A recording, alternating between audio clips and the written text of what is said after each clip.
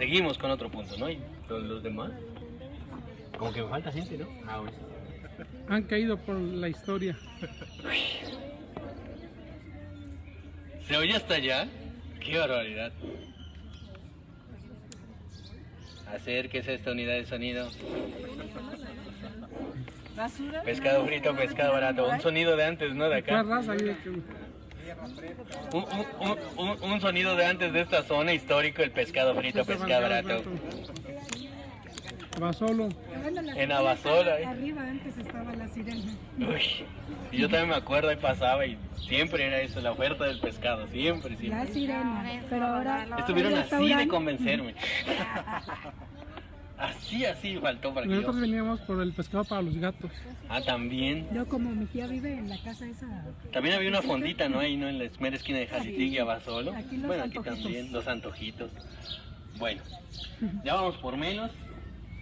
Y este lugar tiene marcada importancia, ¿no? Pero marcada importancia también en el sentido de la disposición de el espacio urbano en función de los elementos naturales que le rodeaban, ¿no? Y sobre todo controlarlos. Porque cabe mencionar que antes esta zona, antes de 1804, había varias, estaba la barranca que tenemos de este lado, donde empieza el puente, y había varias filtraciones de agua que se reunían en esta zona y seguían su trayecto por esta parte de Madero, ¿no? Por eso hace rato les decía yo que tomaran nota de la calle Juan Álvarez, que viene de aquí y va a dar hasta Salonio. No es fortuita la disposición de esa calle. Esa calle lo que buscaba en un inicio era evitar las corrientes de agua que antes pasaban por esta calle. O sea, esta parte, cuando llovía, se inundaba, vaciaba todos sus escurrimientos y iba hacia la zona de Salonio. Era prácticamente un riachuelo en la población. Y la calle de Juan Álvarez, si ustedes ven, lo que busca es evitar pasar por aquí. Por eso es que es su trazado. Busca evitar esta parte que era inundable, que tenía bastante corriente de agua, que tenía un arroyo, y que si ustedes pasan por la alcantarilla que está aquí cerca, todavía van a escuchar la corriente de agua. Ustedes pasan por ahí. Estos creo que son cajas de transformadores eléctricos. Ahora, la zona empieza a cambiar alrededor de 1804, cuando el Ayuntamiento de Jalapa decide hacer obras de infraestructura para, en primer lugar, sanear el barrio. Es lo que ellos dicen. Vamos a buscar controlar el agua para que no se hagan encharcamientos, para que no haya suciedades ahí alrededor, pero también vamos a condicionar una zona que beneficie al vecindario.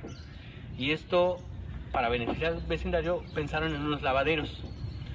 Entonces, ahí vemos la obra de la pila de agua, donde está la cruz, que iba a ser una instalación que iba a reunir todos los manantiales que había en la zona. De hecho, en el archivo histórico municipal está el acta donde llevan a cabo esta obra y te mencionan que hay 4 manantiales, uno que le llaman el Pocito, otro que le llaman Temascalapa, otro que le llaman Jalitic y otro que simplemente dicen que es un chorro.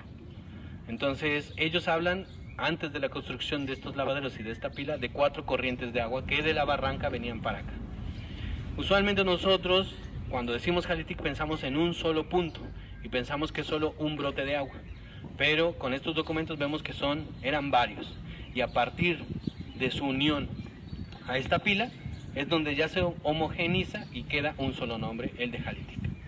Entonces, en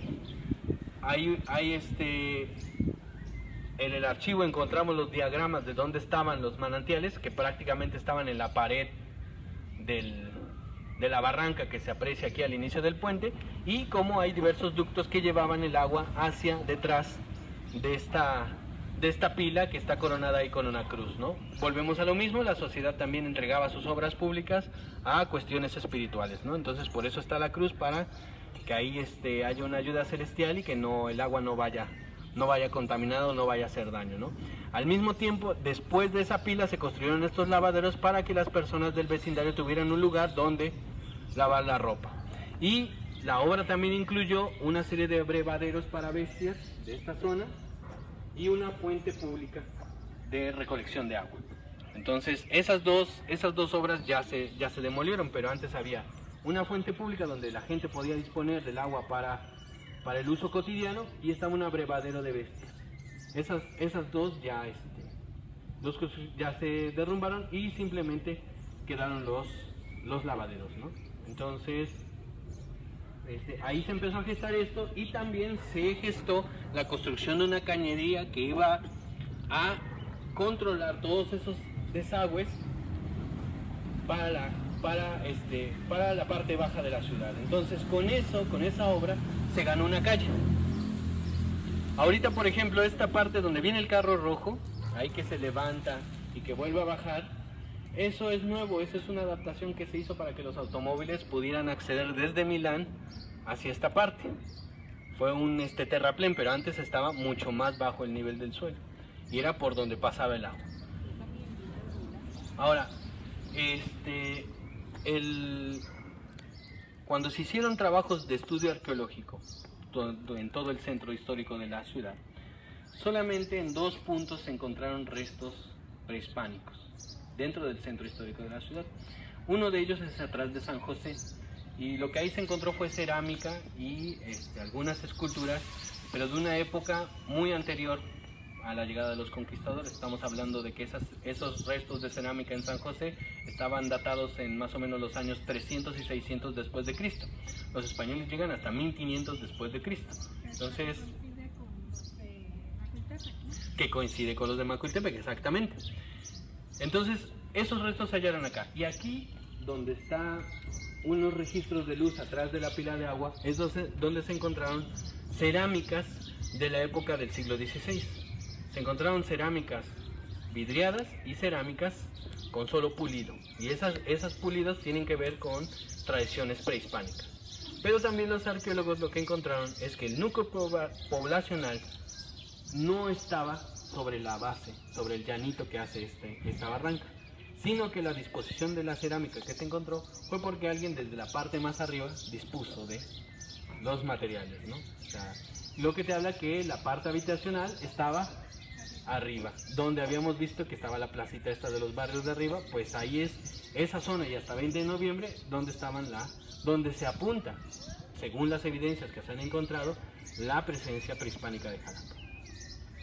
Pero volvemos a lo mismo, los restos que se encontraron en esta parte corresponden más a desechos de materiales que al núcleo original en sí, ¿no? Y la función de la feria que bajaban, ¿no? También está otra cuestión de que con las ferias pues bajaban a esta zona, sobre todo para el recurso del agua, ¿no? Cuando se hace la feria necesitas darle agua a los animales, repartir agua para las personas que llegan, entonces era usual, y ahí es donde se habilita la calle esta que hoy en día se llama Jalitic, para tener el acceso directo al agua con la zona donde se realizan las ferias, ¿no? Cabe mencionar que este ayuntamiento jalapeño construyó 2 grupos de lavaderos, uno aquí y los de Techacapa, que los de Techacapa ya desaparecieron, pero eran más o menos similares, eran 3 naves, 3 espacios como en la zona de Techacapa, ¿no? Entonces, pues bueno, se hace esta obra, se hace la acequia y se van ganando calles, y es lo que vamos a ir siguiendo el curso del río ahorita, bueno, del arroyo, ¿no?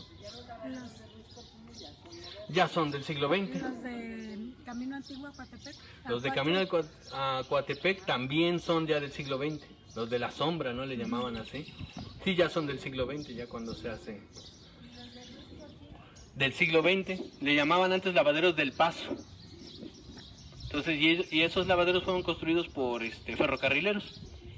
Toda esa parte, cuando la estación de ferrocarril estaba en la zona de los sauces, toda esa parte iba a ser muy definida. Incluso por eso está la primera colonia ferrocarrilera ahí cerca de esos lavaderos. En la represa del Carmen, ahí es donde encontramos ferrocarril mexicano, ferrocarril interoceánico y todos los ferrocarriles habidos y por haber, ¿no? Entonces esa fue la primera unidad habitacional de los ferrocarrileros aquí en Jalapa, y es donde ellos se encargan de hacer estos lavaderos. ¿De hecho? El mercado como tal, así donde llegaban las mercancías y los productos, lo mismo salían de Jalapa y era el único. ¿En dónde? Fue el único, el de aquí de... Sí, en esa parte, sí, cuando eran las ferias de flota ahí. Y cuando no eran épocas de flota, era en la parte de la catedral, donde se hacían los tianguis. Eso eran los principales. Se mercadeaba todos los productos. Los sauces, después de que se pasó Cuando la estación del ferrocarril abandona la zona de los sauces en los 50, ahí es donde se hace el mercado, ahí es donde se hace el hospital, ahí tuvo una gasolinera, pero ahí todavía era todavía atrás de los 50 todavía estaba la estación de ferrocarril, cuando estaba esa gasolinera, ¿no? Entonces, pues bueno, vamos a seguir. Pátzcuaro, Michoacán, se pueden imaginar cómo era este pueblo en las épocas coloniales, era muy similar a Pátzcuaro. Y esta casa es un ejemplo de eso. Entonces, también una de las cosas que tiene es que tiene pocas ventanas. Pocas ventanas. Son 2 niveles. El principal acá arriba.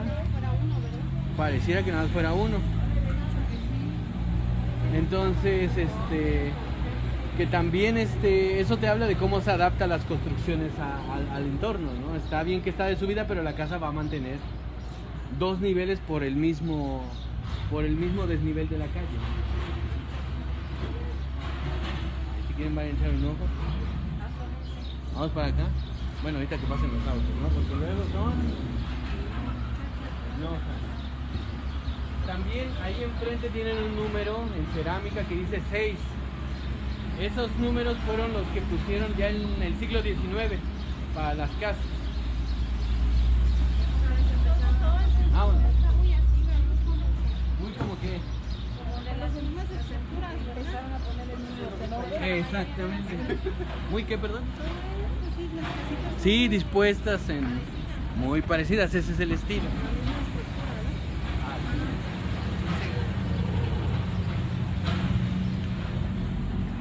Historia nacional. Por ejemplo, en la época de Santana se le castiga mucho por haber hecho un impuesto sobre ventanas. Y todo el mundo, no, ¿cómo se le ocurre hasta cobrar por las ventanas? Está loco ese hombre. Bueno, pero si tenemos en cuenta algo, pagaba más impuestos la persona que tenía una casa moderna, que tenía el dinero para pagarla, para hacerla así, que alguien que viviera en una casita pequeña. O sea, como quien dice, era un impuesto para ricos. Claro, pero por ejemplo la casa de Dina Escobar, aquella de Carrillo Puerto, esa pagaba igual impuestos, porque todavía es una casa como vernácula de Jalapa. Exacto, es una casa vernácula de Jalapa y en el 19 le abrieron esos boquetes, se los abrieron en el 19. Lo que tiene hoy por ventanas en el siglo XIX se lo hicieron. Antes a lo mucho 1, 2 y hasta ahí. La base de ese edificio es colonial, de los pocos que quedan. Pero las ventanas se la abrieron en el siglo XIX. Y sí, el impuesto ese de ventanas se aplicaba al número de ventanas. Este edificio tenía que reportar más impuestos que aquel. Porque ese, ¿cuántas ventanas tiene? 1, 2, 3, 4. Y este, 1, 2, 3, 4, 5, 6, 7, 8, 9, 10, 11 y 12. Bueno, ya ni se diga la de frente, ¿verdad? Entonces, bueno, pero ahí podemos ver que el impuesto de ventanas era un impuesto más para la gente pudiente que para las clases populares. Las clases populares tenían su jacalito, a lo mucho la puerta y se exentaban de ese impuesto, ¿no? Vamos a seguir.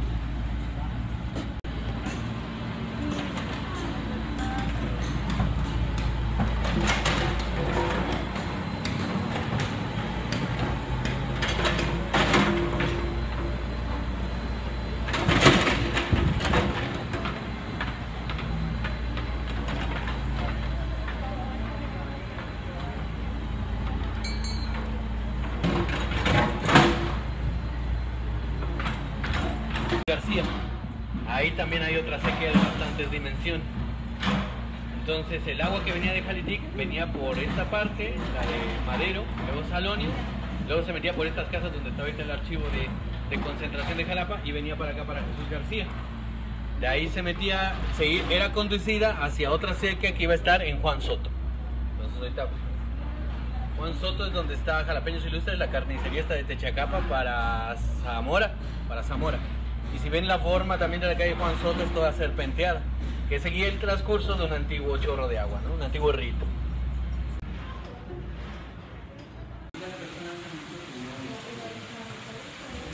Ya les han propuesto a los vecinos de que conectan esos tipos de agua acá, porque dice que no ha habido respuesta.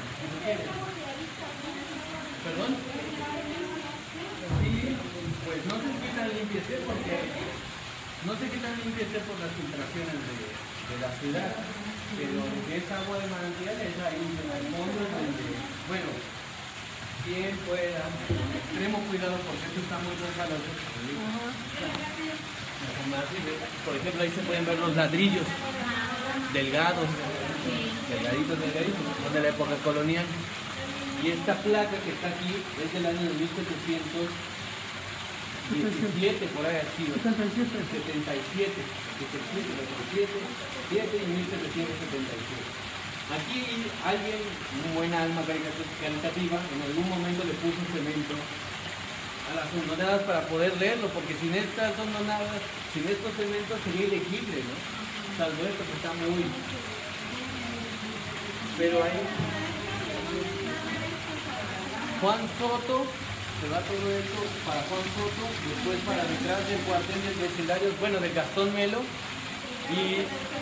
Sí, después va a dar ahí, ustedes si van al estacionamiento que está en Santos de Gollado y Vigoleño, hay un estacionamiento público a un lado de un restaurante. Entonces, si ustedes van ahí, el empate del estacionamiento van a escuchar algo corriendo, ese está. Pero ya de aquí nos estaban diciendo también los señores de aquí que pocos metros adelante ya se convierte en drenaje, ¿no? Ya se mezcla con drenaje de otras casas. Entonces esto llegar al cruce de Jalapeños Ilustres ya se ensucia. Y ya les han pedido desde aquí ya les han dicho a las personas que conecten sus tuberías y eso, y nadie quiere. Entonces ellos ocupan un poco, pero hasta ahí.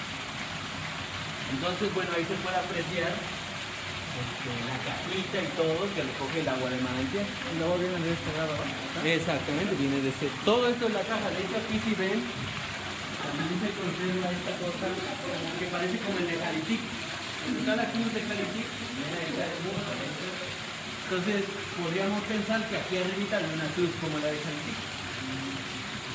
¿Ya vieron la formita?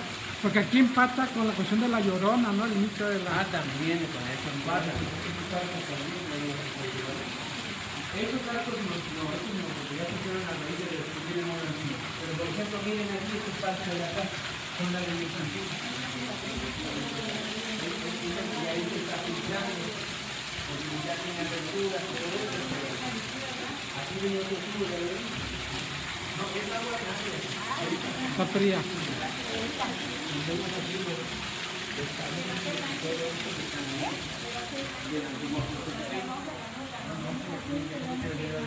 No, nada se le... Ahorita que llovió, por eso se siente más el agua, hasta se escucha. Entonces también si vienen con alguien, pidan permiso. Usualmente no lo niegan y ustedes pueden pasar esta parte. ¿Ya cuántos habían conocido este lugar antes? Yo. Ahí está. Pero luego...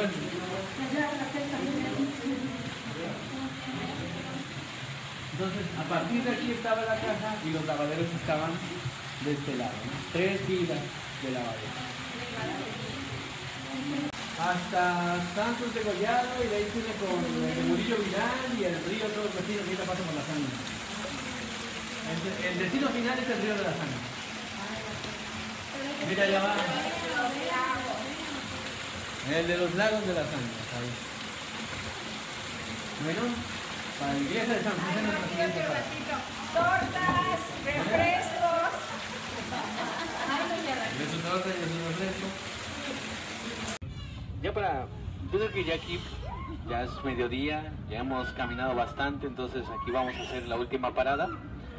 Y sobre todo la vamos a hacer... Lástima que ahorita no está abierto. Centro recreativo. Falta el centro... No, ese ya. Ese que le vaya bien. Ay, pobrecito. ¿Qué invitan? Y aparte, Nada. bueno, pero aparte del centro recreativo, yo creo que la iglesia de San José tiene bastantes elementos, mucho más, tiene elementos de varias épocas, ¿no? Y uno de los principales que me gustaría resaltar aquí es el templo en sí, porque también el templo corresponde a su época de construcción es 1774. De 1769 a 1774 fue que se hizo el primer templo de San José. Y este templo les había dicho que se había ampliado el curato de Jalapa y se buscaba que otra iglesia se encargara de servicios eclesiásticos, pues la sede para eso fue San José. Y eso repercute bastante en su forma. La portada, bueno, ahorita cuando ustedes puedan verla, es muy similar a la del Calvario. Tiene estas vírgulas en la parte de arriba que, como les iba diciendo, tapaban lo que era el techo de dobles aguas, y tiene y su torre campanario, ¿no? Esta, a contrario de la iglesia del Calvario, no le construyeron otro campanario más adelante, se quedó con el campanario original. Y también lo que vemos es esta puerta de acceso y lateral, que de forma arquitectónica se parece mucho a la entrada de catedral del lado de Revolución. Es muy similar, porque esta iglesia también tuvo en escala pequeña las mismas intervenciones de la catedral. Del año 1776 para 1804 se amplió el edificio. También se le hicieron otras, aunque más pequeñas, se le hicieron otras 2 naves. Y esas ampliaciones las podemos ver aquí. Donde están estas almenas más altas era el muro original. Y la ampliación que se hizo para agregarle otra nave es lo que vemos hacia donde está la puerta, ¿no? Entonces, en un inicio el edificio era pequeño, pero después se amplió, igual a 3 naves, ¿no? Pero podemos ver que esa ampliación pues se quedó un poquito cortita, pero muy a semejanza de lo que ocurre en catedral. De hecho, de donde están las almenas, en la parte superior de ese edificio vemos cómo hay unos contrafuertes que van a dar a la parte del muro ampliado. Lo mismo que ocurre en la catedral, ¿no? Entonces este edificio también fue creciendo de la misma manera que lo hizo catedral. Y otro elemento arquitectónico que se le agrega para ponerlo tal como lo conocemos hoy en día son estos 2 muros, o estos muros que están en su frente. En un principio la iglesia no tenía esos muros.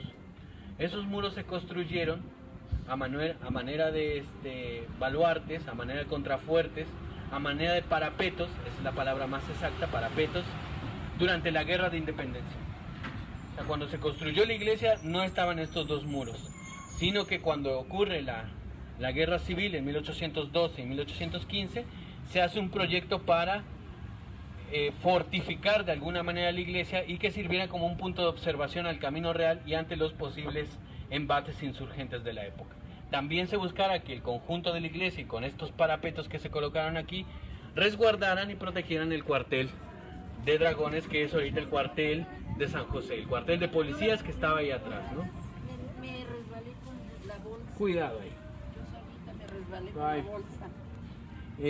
Bueno, entonces en la parte de atrás de esta zona de la iglesia podemos encontrar el actual cuartel de policía, pero que antes ese sí era un cuartel militar, cuartel para el ejército español que se iba a encargar de vigilar las costas ante la amenaza de un enemigo de las potencias extranjeras.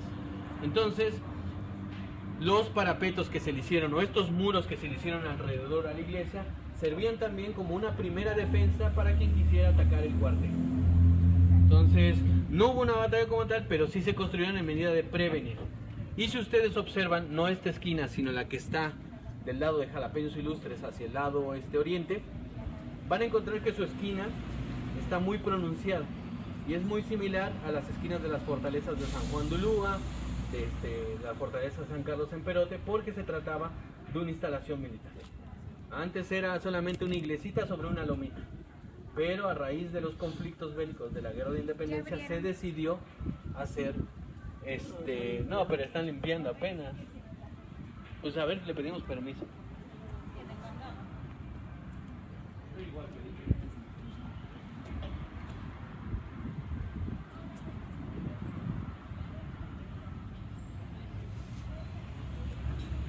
Y ya no nos deja apreciar tanto, pero sin la jacaranda ahí, desde este punto tienes una observación nítida de todo el camino hasta la zona de las ánimas. Tienes una observación nítida de toda la zona que estaba acá, que era la zona de influencia de la hacienda de Pacho, y una vista nítida hasta la zona de Coatepec, ¿no? Entonces, cuando ocurre la guerra civil, cuando hay insurgentes en toda la región, se empiezan a hacer estos muros para tener un punto de defensa a la ciudad. De hecho, si ven, desde aquí puedes apostar a alguien con un fusil y tiene perfecta perspectiva para intentar detener a alguien que viene de allá, ¿no? Entonces, si ustedes ven la esquina, que está de este lado, está toda a forma de parapeto. El parapeto es un elemento constructivo de las fortalezas. Entonces, y eso está documentado.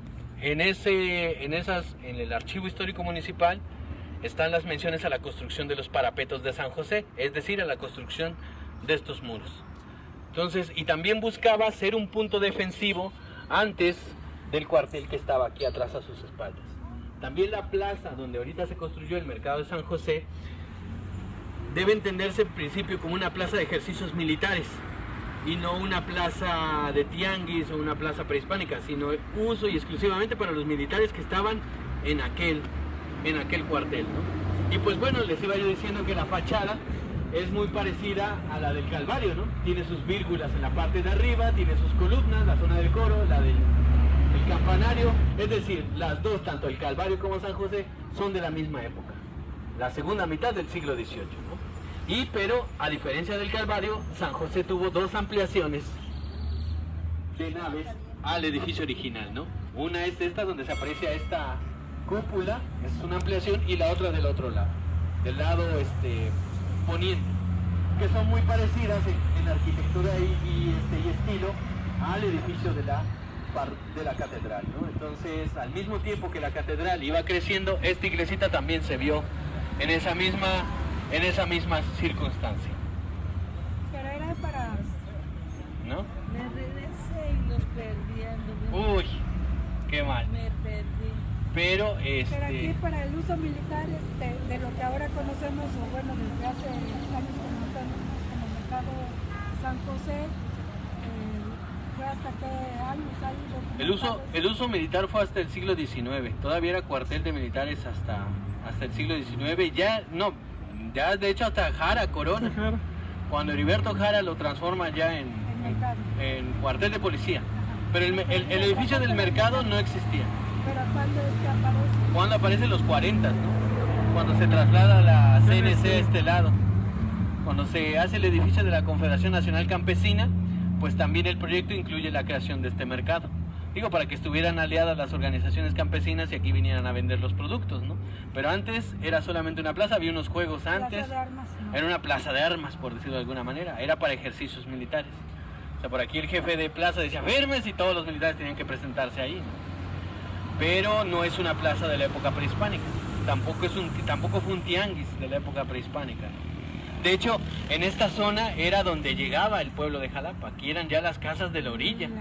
Por eso también esto nos sirve también mucho para cuestionar un poquito esta leyenda del callejón, porque según la versión que yo he leído, te habla de una familia acomodada que vivía en él.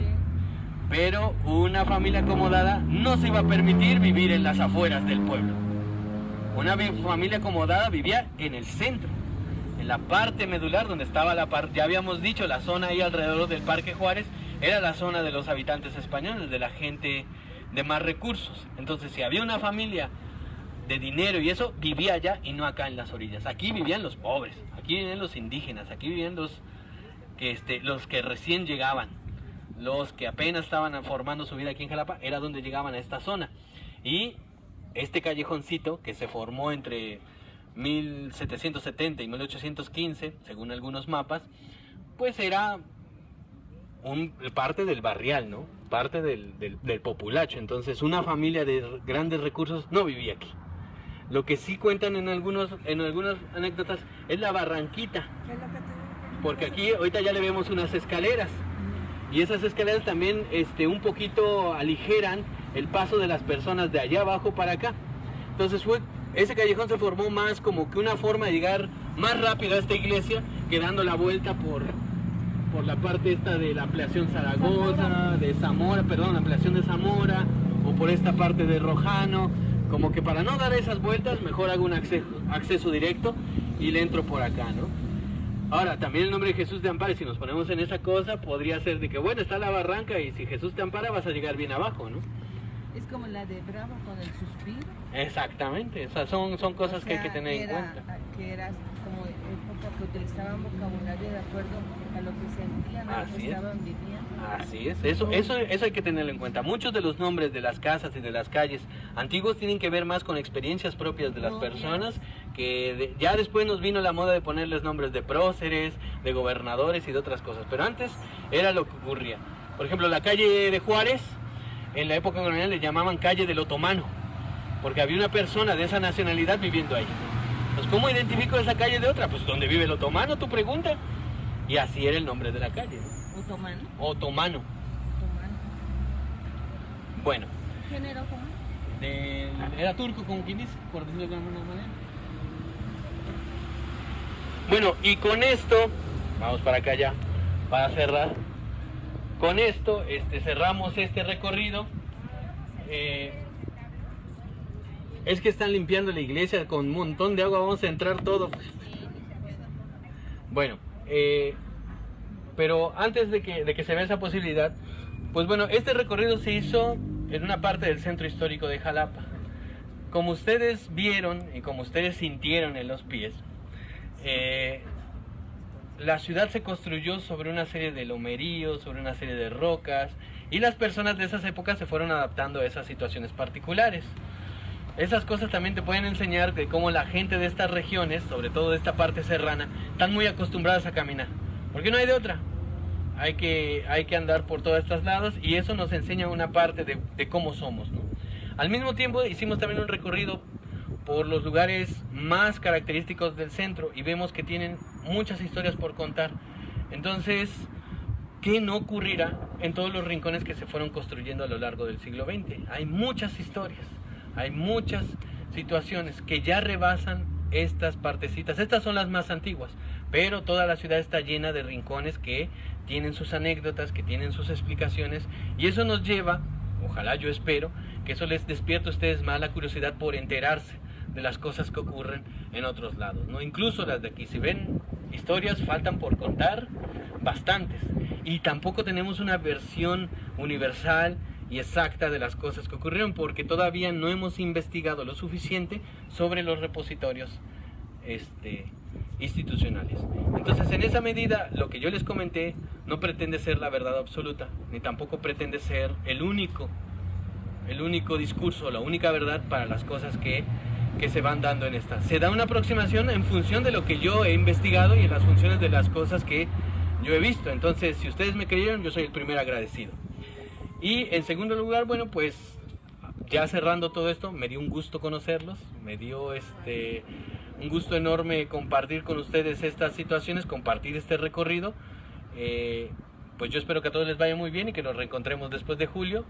Y pues ahí estaremos a la orden para lo que gusten, ¿no? Entonces yo por mi parte aquí la dejaría, les agradezco mucho y pues adelante.